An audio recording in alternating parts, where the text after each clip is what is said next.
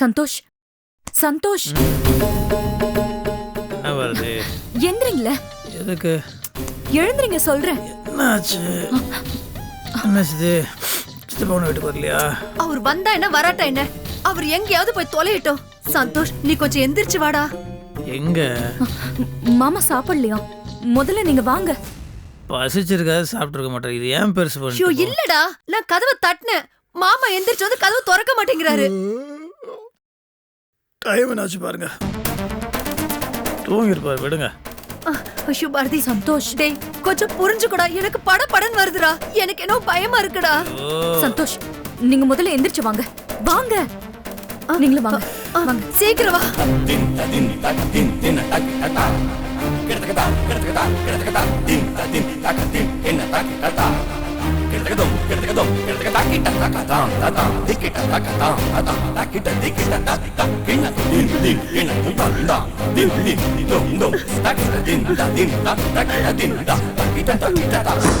மாமா, மாமா, மாமா கதவு திறங்க. மாமா, மாமா கதவு திறங்க. மாமா, இரு, மாமா, அப்பா இந்த பக்கம் வா. அப்பா, அப்பா கதவு திறங்கப்பா. மாமா கதவை திறங்க மாமா. அப்பா, அப்பா கதவு திறங்கப்பா. மாமா, அப்பா கதவு திறங்கப்பா. மாமா கதவு திறங்க. அப்பா, கதவை திறங்க மாமா. மாமா, அப்பா கதவு திறங்கப்பா. பாரதி, எனக்கு பயமா இருக்கு பாரதி. அப்பா, அப்பா கதவு திறங்கப்பா. மாமா கதவை திறங்க அப்பா மாமா. கதவு திறங்க. சந்தோஷ், என்ன ஆச்சு? அப்பா, மாமா கதவு திறங்க. அப்பா கதவு திறங்கப்பா. மாமா கதவை திறக்க மாட்டேங்கிறார் தேவி.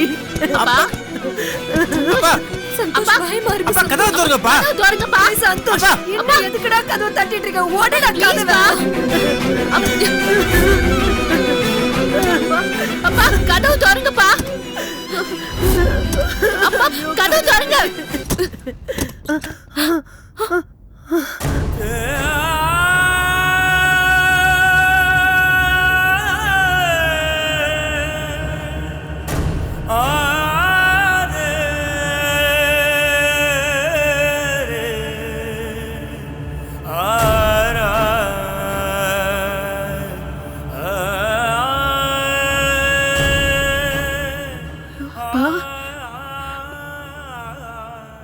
அப்பா, அப்பா என்னப்பா ஆச்சு?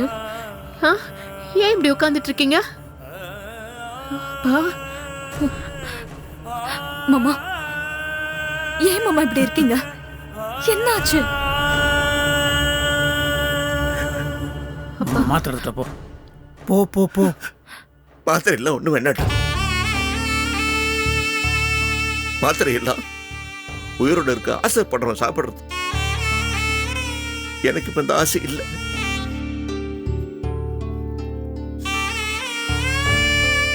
இந்த உலகத்தை விட்டு போயிடலாம் போல இருக்கு.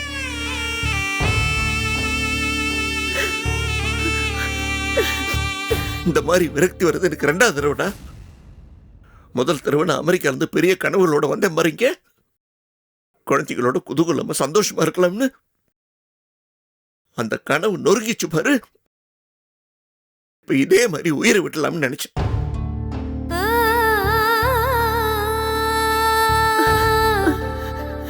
பையனு பொண்ணு தாண்டோண்டித்தனமா அப்பா மேல கொஞ்சம் கூட மரியாதை இல்லாம இருந்தப்போ ஏண்டா அமெரிக்கால இருந்து வந்தோம், ஏண்டா உயிர் வாழறங்கிற விரக்தி தற்கொலை பண்ணிக்கலாம் நினைச்சேன்.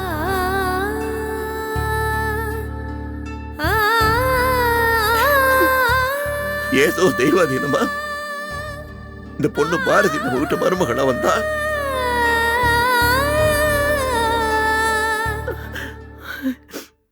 நிலைமையை சுதாரிச்சா. பையனும் பொண்ணும் நான் எப்படி நினைச்சனோ அதே மாதிரி மாறினாங்க. குடும்பத்துல சந்தோஷம் வந்தது, குதூகலம் வந்தது.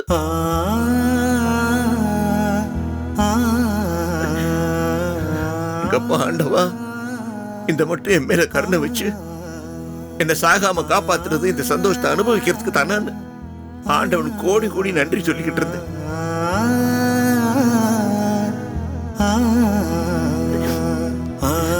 அது ஆண்டவனுக்கு பொறுக்கல போல இருக்கு. திடீர்னு என் மேல கொல்லப்பழி.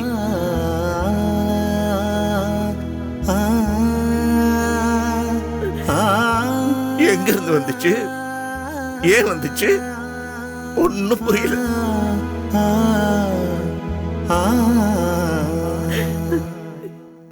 சம்பந்தப்பட்டவங்க என் மேல சந்தேகப்படலாம், நம்பாம இருக்கலாம்.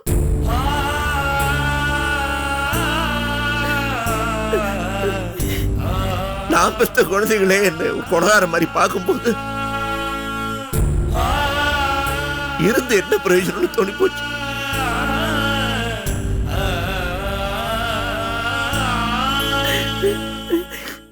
வாழ்க்கையை நாசமாயிருச்சு. செத்துட்டுமாடா, இப்பவே செத்துட்டுமா? அப்பா அப்படி எல்லாம் பேசாதீங்கப்பா. இங்க பாருங்க, எனக்கு ஒன்றும் இல்லை. I'm alright. எனக்கு யாரும் வேணாப்பா. நீங்க ஒருத்தர் மட்டும் போதுப்பா. செத்துருவேன். ஏன்ப்பா இப்படிலாம் பேசுறீங்க? ப்ளீஸ்ப்பா. அப்பா இப்ப என்னப்பா அது? அப்பா நீங்க இப்படி பேசலாமாப்பா? நீங்க ஒருத்தர் தப்பா எங்களுக்காக இருக்கீங்க. அப்பா நீங்க தப்பா எங்களோட ரோல் மாடல்ப்பா. நீங்க எவ்வளவு ஸ்ட்ராங், உங்களுக்கு எப்படி இந்த மாதிரி வியர்ட் ஹாலுசினேஷன்லாம் வருது? அப்ப இந்த மாதிரி என்ன உங்களுக்கு வரவே கூடாதுப்பா. சந்தோஷ், நான் அந்த கொலையை செய்யலடா, நம்புடா ப்ளீஸ்டா. நான் செய்யலடா. அப்பா அது தெரியும்பா. அது ஐயோ அப்பா, நான் அப்படி சந்தேகப்பட்டுக்கூடாது, எனக்கு புரியுதுப்பா. நான் சகுந்தலா விஷயத்தில் நான் தப்பு பண்ணாத போது நீங்கள் எல்லாம் என்ன சந்தேகப்படும் போது அது எவ்வளோ ஊண்டிங் ஆச்சு, எவ்வளோ ஹர்ட்டிங் இருந்துச்சுன்னு எனக்கு நல்லாவே தெரியும். தெரிஞ்ச நானே உங்களை சாரி பாப்பா, சாரிப்பா. சத்தியமாக இனிமேல் நான் அப்படி உங்களுக்கு தப்பாக நினைக்க மாட்டேன்ப்பா. அது போதும். இவன் இந்த நிலைமையில இருக்கிற இவளுக்கு ஒண்ணு என்னால செய்ய முடியலன்னு தான் எனக்கு வருத்தமா இருக்கு. இல்ல மாமா, உங்களால எல்லாமே முடியும். இது தேவியோட வாழ்க்கை. நீங்க தேவியோட கண்ணீரை மட்டும் பாக்குறீங்க. அதான் உங்களுக்கு பயம் வந்துருச்சு. சில நேரங்கள்ல நீங்க பிசினஸ் மேன் சிதம்பரமாவும் இருக்கணும். சென்டிமெண்ட்டை தூக்கி வீசிட்டு யோசிக்கணும். உங்களால முடியும் மாமா, கண்டிப்பா முடியும். அப்பா இங்க பாருங்க, நான் தான் சொன்னேன்ல எனக்கு ஒன்றும் இல்லைன்னு. நான் இனிமே அழமாட்டேன், அழவே மாட்டேன். I'm alright. நீங்களும் அழாதீங்கப்பா. ப்ளீஸ்ப்பா. அழலடா, அழல.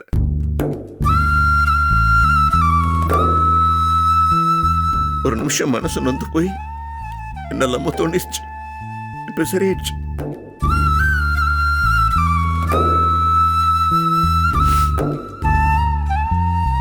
சிவாமி, நடராஜன் வந்துட்டேனா?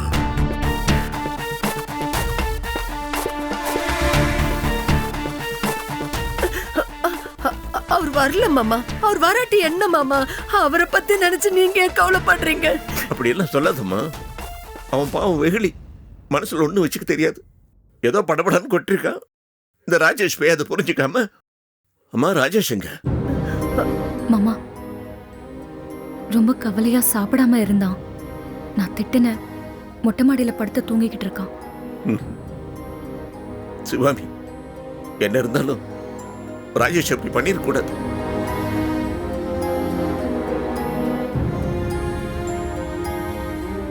நட்ராஜா, நான் வளர்த்த பிள்ளை, நானே அவன் மேல கை நிட்டுறது இல்ல.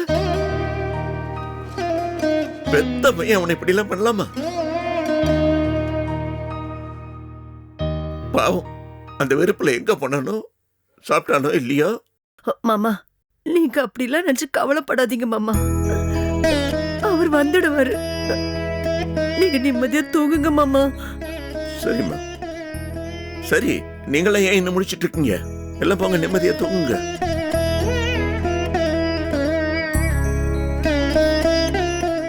I am okay now. எனக்கு ஒண்ணும் இல்ல, மைண்ட் ரிலாக்ஸ் ஆயிடுச்சு. போங்க. அப்பாக்கு மாத்திரை மாத்திரெல்லாம் ஒண்ணும் வேணாப்பா. மனசு நிம்மதியா இருக்குல்ல, நல்லா தூக்கம் வரும். நீ கவலையப்படாத. வாங்க, மெதுவாமா, எந்திரி, ஸ்லோலி. போமா, போய் நிம்மதி தூங்குங்கப்பா. போ. நான் ரிலாக்ஸ் ஆயிட்டேமா, கவலையப்படாத. நீ போ. Okay Bharathi, don't worry.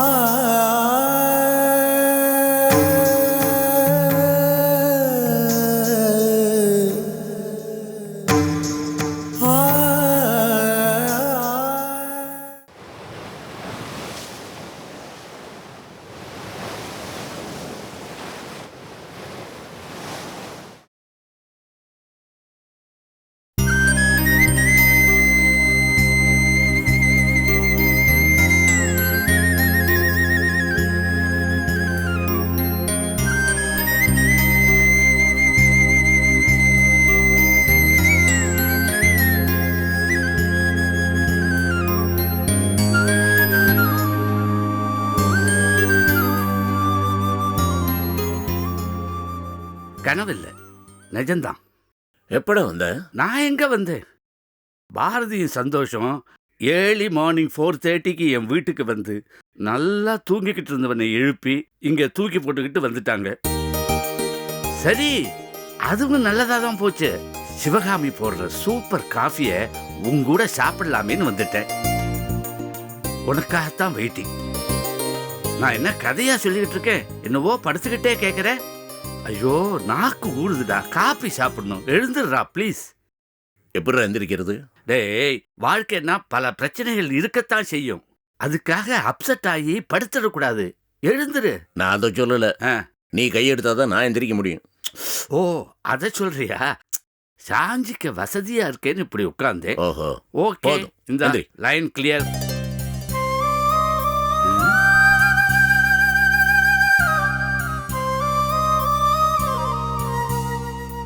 Sivakami, நீ ஹால்ல வரும்போதே காஃபி வாசனை இங்க வருதே. என்ன? ஐயோ, ஒரே ஒரு காஃபி கொண்டு வந்திருக்க. மாமா வாக்கிங் போயிட்டு வந்து தான் சாப்பிடுவாங்க, அதான். அப்ப இது எனக்கு தான். ஆமா. சிவகாமி, இந்த வீட்டுல கொஞ்சமாவது நிம்மதி இருக்குன்னா அது ஒன்னாலதான். நாங்க கொஞ்சம் பேச வேண்டியிருக்கு. நீ போய் டிஃபன் ரெடி பண்றியா? ம்? சிவகாமி, ஆ? எனக்காக ஸ்பெஷலா பண்றேன்னு சொல்லி நீ ரொம்பலாம் இழுத்து விட்டுக்காத. இந்த சின்ன வெங்காயத்தை பொடி பொடி பொடியா நறுக்கி ரவா உப்புமா பண்ணுவியே, அதை பண்ணிடு. முடிஞ்சா நிறைய முந்திரி பருப்பை அள்ளி போட்டு இவ்வளவு பொங்கல்.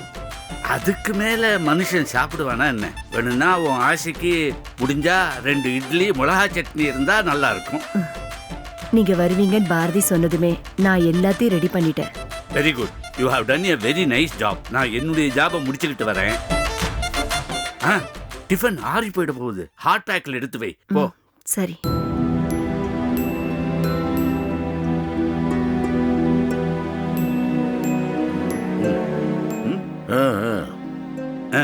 தேங்க்ஸ்.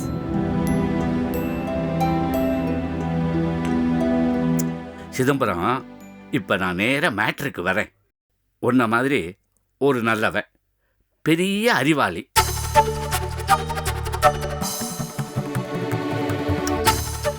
மக்களுக்காக பொது சேவை பண்றவன், மலைவாழ் கிராமத்து மக்களுக்கு படிப்பு சொல்லி கொடுக்கறதுக்கு ஆசைப்பட்டாரு.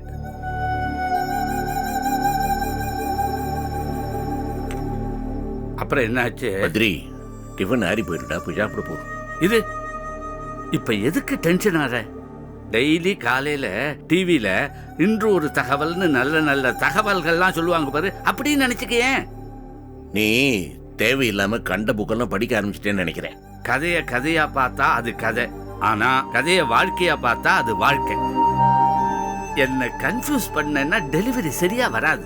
அமைதியா கேளு, ஒரு ஃப்ளோல சொல்லி முடிச்சுடுறேன். ஆமா, எங்க கதையை விட்டேன்? அப்பா, ஒரு அறிவாளி மலைவாழ் மக்களுக்கு படிப்பு சொல்லிக் கொடுக்க ஆசைப்பட்டானா. ஆஹா, சூப்பர் மெமரிடா. அந்த அறிவாளி மலைவாழ் மக்களுக்கு படிப்பு சொல்லிக் கொடுக்க முடிவு பண்ணிட்டாரு. பயணமும் கிளம்பிட்டாரு. ஆனா ஒரு பெரிய நதியை கடந்துதான் அந்த மலை கிராமத்துக்கே போக முடியும். ஒரு போட்டுக்காரங்கிட்ட காசை கொடுத்துட்டு போட்ல பயணத்தை தொடங்கினாரு. தன்னுடைய போதனைய போட்டுக்காரங்கிட்டே ஆரம்பிச்சுட்டாரு. போட்டு ஓட்டுறவங்கிட்ட, தம்பி உனக்கு திருக்குறள் தெரியுமான்னு கேட்டிருக்காரு. திருக்குறளா அப்படின்னா என்ன அப்படின்னு போட்டு ஓட்டுறவன் கேட்டிருக்கான். அடப்பாவி, திருக்குறள்னா என்னன்னே தெரியாதா? வாழ்க்கையில 10 வருஷத்தை இழந்துட்டியே அப்படின்னு போட்டு ஓட்டுறவனுக்காக இவர் ஃபீல் பண்ணியிருக்காரு. சரி, அதை விடு, நீ ராமாயணம் படிச்சிருக்கியான்னு இவர் கேட்டிருக்காரு. உடனே அந்த போட்டு ஓட்டுறவன், அப்படியெல்லாம் நான் இதுவும் படிக்கலீங்க ஐயான்னு சொல்லியிருக்கான். அடப்பாவி, வாழ்க்கையில பாதியை இழந்துட்டியேன்னு மறுபடியும் அவனுக்காக இவர் ஃபீல் பண்ணியிருக்காரு. சரி, போனது போகட்டும், சிலப்பதிகாரமாவது படிச்சிருக்கியா அப்படின்னு கேட்டாரு. போட்டு ஓட்டுறவன் இல்லைன்னு சொல்லியிருக்கான். நம்ம அறிவாளி போட்டு ஓட்டுறவனுக்காக ரொம்ப ஃபீல் பண்ணியிருக்காரு. போட்டு போய்கிட்டே இருக்கும்போது காட்டாத்துல திடீர்னு பெரும் வெள்ளம் வந்துடுச்சு. இனிமே சமாளிக்க முடியாதுன்னு போட்டு ஓட்டுறவனுக்கு தெரிஞ்சு போச்சு. அந்த அறிவாளி கிட்ட ஐயா ஐயா உங்களுக்கு நீச்சல் தெரியுமான்னு அந்த போட்டு ஓட்டுறவன் கேட்டிருக்கான். என்னது நீச்சலா? அதை கத்துக்கிற நேரத்துல பல புத்தகங்களை படிச்சு என்னுடைய அறிவை வளர்த்துக்கிட்டு இருப்பேனே, எனக்கு நீச்சல்லாம் தெரியாது அப்படின்னு ரொம்ப பெருமையா சொல்லிக்கிட்டாரு அந்த அறிவாளி. என்னங்க அப்படி சொல்றீங்க? ஆத்துல வெள்ளம் வந்துடுச்சு, போட்டு கவிழ போகுது, இப்படி நீச்சல் தெரியாம உங்க வாழ்க்கையே வீணடிச்சிட்டீங்களேன்னு சொல்லி போட்டு ஓட்டுறவன் ஆத்துல குதிச்சு நீந்தி கரையேறிட்டான். அந்த அறிவாளி பெரியவரை காட்டு வெள்ளம் அடிச்சுக்கிட்டு போயிடுச்சு. போனா போட்டும், இந்த கதையை இப்ப ஏன் என்கிட்ட சொல்லிட்டு இருக்க? காரணம் இல்லாம சொல்லுவேனா? இருக்கு, சொல்றேன். சிதம்பரம், நல்லா கேட்டுக்க. சில பிரச்சனைகளை தீர்க்க பெரிய அறிவாளி தேவையில்லை. போட்டு ஓட்டுற மாதிரி ஒரு சின்ன ஆளே போதும். இப்போ தெளிவா பேசுறியா?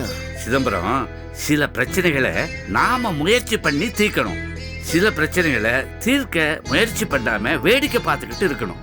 நீ இப்போ வேடிக்கை மட்டும் பாரு, முடிவு தானா வரும். ஏன் சைலண்ட் ஆயிட்ட? தேவியை வீட்டை விட்டு வெளியே விரட்டிட்டான். அவ வயத்துல குழந்தைய சுமந்துட்டு இருக்கா. தம்பி நடராஜா அங்க போய் பிரச்சனையை பெருசு பண்ணிட்டான். அத்தனையும் பார்த்துட்டு வேடிக்கை பார்த்துட்டு கையால ஆகாத மாதிரி சும்மா இருக்க சொல்றியா? இது சொல்லதான் உள்ள வந்தியா? சிதம்பரம், கோவப்படாம கேளு. தேவி மாசமா இருக்கா.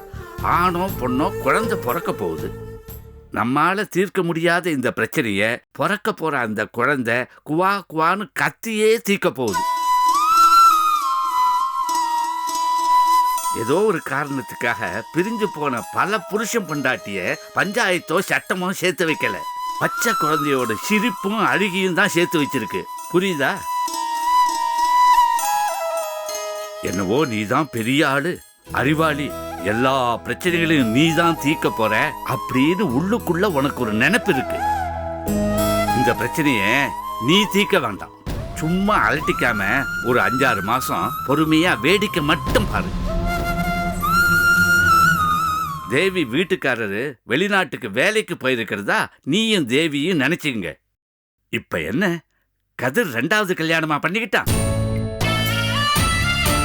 எல்லாமே தானா சரியாயிடுந்தா.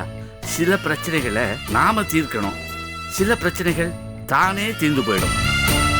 இப்போ நாம வெளியூர் போயிருக்கோம். மறுபடியும் கதையா? பெரிய கதை இல்ல, குட்டி கதை. கதை கூட இல்லடா, கருத்து சொல்லவா? ரொம்ப நன்றி. இப்போ நாம ஒரு வெளியூருக்கு போறோம். மணி பர்ஸ் தொலைஞ்சு போயிடுச்சு. கையில வேற காசே இல்லை. என்னாகும்? படபடப்பாயிடும். என்ன பண்றதுன்னே தெரியாது. எங்கேயாவது கிடைச்சிடாதான்னு தேடுவோம். கிடைக்காதுன்னு தெரிஞ்சிடும். ஆனா ஊருக்கு போயே ஆகணும். அப்போ ஆட்டோமேட்டிக்கா பிரெயின் வேலை செய்ய ஆரம்பிச்சிடும். அடுத்து என்ன பண்ணலாம்னு யோசிக்கும். ஏதாவது ஒரு வழி கிடைக்கும். படபடப்பு போய் மனசு அமைதியாயிடும். போக வேண்டிய இடத்துக்கு போய் சேர்ந்துருவோம். ஐயோ, இந்த கதைக்கும் தேவியோட பிரச்சனைக்கு என்னடா கனெக்ஷன் இருக்குடா, சொல்றேன். இப்போ தேவி மணி பர்ஸ தொலைச்சிட்டா. டென்ஷன்ல இருக்கா. அவ போய் சேர வேண்டிய இடம் கதிரோட சந்தோஷமா வாழ வேண்டிய வாழ்க்கை. அங்க போக முடியுமா முடியாதான்னு குழப்பமும் பயமும் தேவிக்கு இருக்கு. நிதானமா இருந்தா அடுத்த வாரம் டென்ஷன் குறையும். அதுக்கு அடுத்த வாரம் குழப்பம் குறையும். சிதம்பரம், தேவி மனசு அமைதியாகும். மனசு அமைதியானா பயம் போகும். பயம் போனா மூளை யோசிக்க ஆரம்பிக்கும். மூளை யோசிச்சா வழி தானா கிடைக்கும். கேட்க நல்லா தாண்டா இருக்கு. ஆனா தேவி துடிக்கிற துடிப்பை பார்த்தா என்னால தாங்க முடியலடா. படபடப்பு அதிகமாகுது. சொன்னா நம்ப மாட்டேடா. நேற்று ராத்திரி உயிரை விட்டுலாமான்னு கூட தோணுச்சு.